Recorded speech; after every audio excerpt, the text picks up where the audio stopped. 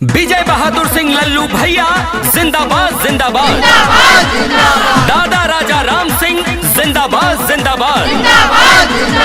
जी हाँ, अगर चाहते हैं अपने ग्राम पंचायत कुलकवार का संपूर्ण विकास हो तो इस बार विजय बहादुर सिंह लल्लू भैया को अपना सरपंच बनाएं। हस्त चलित पंप के आगे मोहर लगाएं। हैंड पंप के आगे अब की मोहर लगाना है। हस्त चलित पंप के आगे अब की मोहर लगाना है।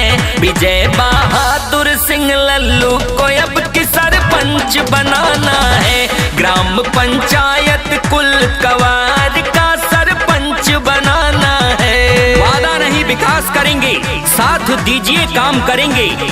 जी हाँ, अनुभवी कर्मठ ईमानदार एवं संघर्षशील प्रत्याशी हैं आपके अपने विजय बहादुर सिंह लल्लू भैया। तो इस बार इनको ही जिताना है।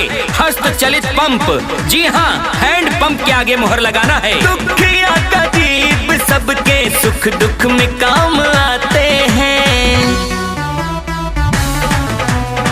लल्लू भैया सबको गले से लगाते हैं। चाचा चाची भैया भौजी ना इन्हें भुलाना है। स्वचालित पंप के आगे ही अब मोहर लगाना है कि अब की विजय बहादुर सिंह लल्लू को सरपंच बनाना है। ग्राम पंचायत कुलकवार का सरपंच बनाना है। काहे पड़े हो चक्कर में, कोई नहीं है टक्कर में। जी हाँ, आपके ग्राम पंचायत कुलकवार के सरपंच पद के प्रत्याशी विजय बहादुर सिंह देते हैं हर किसी का साथ। गरीबों मजलूमों का साथ करेंगे आपके ग्राम पंचायत कुलकवार का विकास। तो इस बार विजय बहादुर सिंह लल्लू भैया को जिताना है। हस्त चलित पंप, हैंड पंप के आगे मोहर लगाना है। राजा राम सिंह दादा का इन पे आशीष है। छोटा हो बड़ा सबसे लल्लू भैया को प्रीत है। गणेश सिंह की बातों को अब की ना भुलाना है कि अब की हैंड पंप के आगे मिलकर मोहर लगाना है।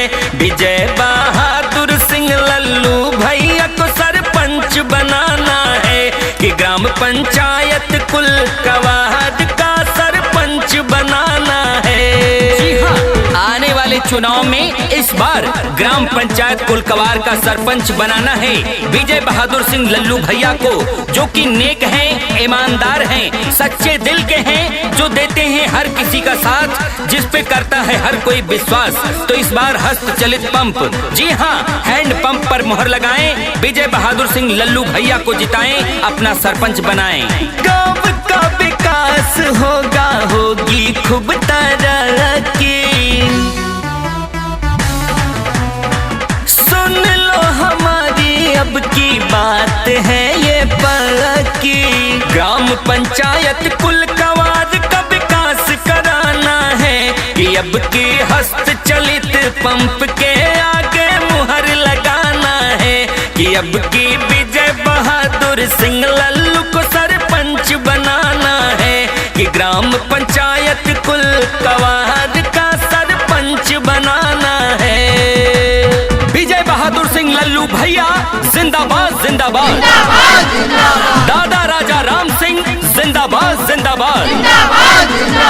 जी हाँ, अगर चाहते हैं अपने ग्राम पंचायत कुलकवार का संपूर्ण विकास हो तो इस बार विजय बहादुर सिंह लल्लू भैया को अपना सरपंच बनाएं। हस्त चलित पंप के आगे मोहर लगाएं। हैंड पंप के आगे अब की मोहर लगाना है। हस्त चलित पंप के आगे अब की मोहर लगाना है। विजय बहादुर सिंह लल्लू को अब की सरपंच बनाना है। ग्राम पंचायत